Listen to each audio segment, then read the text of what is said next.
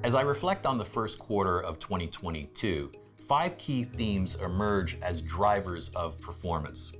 These are inflation, rising interest rates and rising interest rate expectations, the correction that we saw across many equity markets around the world, the war in Ukraine with Russia, and higher commodity prices.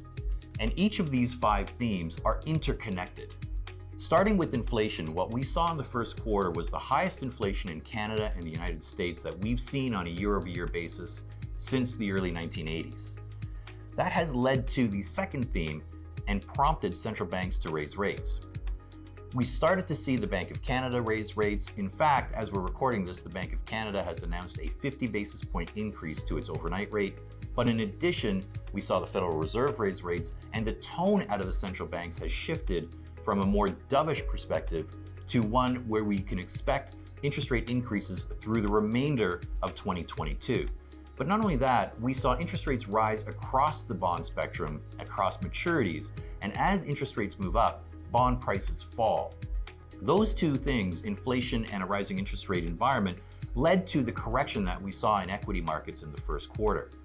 In the United States, the S&P 500, the benchmark for US equities, fell 13% between January 3rd and March 8th. In addition, the NASDAQ Composite Index fell by 21%, extending that correction into a very modest bear market before each index regained more than half of the losses by the end of the quarter. But the equity volatility was spread around the world. We saw volatility in Europe as well as the emerging markets. Part of the volatility that we saw in Europe was brought about by the conflict in Ukraine by Russia. Now, this has created volatility not only in Europe, but elsewhere in the United States and other markets around the world, but in particular created volatility in the commodity markets, our fifth theme or fifth driver of performance in the first quarter. We saw energy prices, oil in particular, move up to over $120 a barrel in March. We saw natural gas prices move up. In addition, soft commodities like wheat, corn, and fertilizers all move higher as a result of the war. Now, Canada was an ironic beneficiary to this. The TSX tends to do well when oil prices are up, and what we saw was the TSX outperformed its global peers, hitting a new high on March 29th.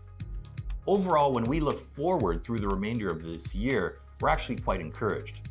There have been many headlines speculating as to whether we would see a recession in 2022 or 2023. We don't subscribe to that.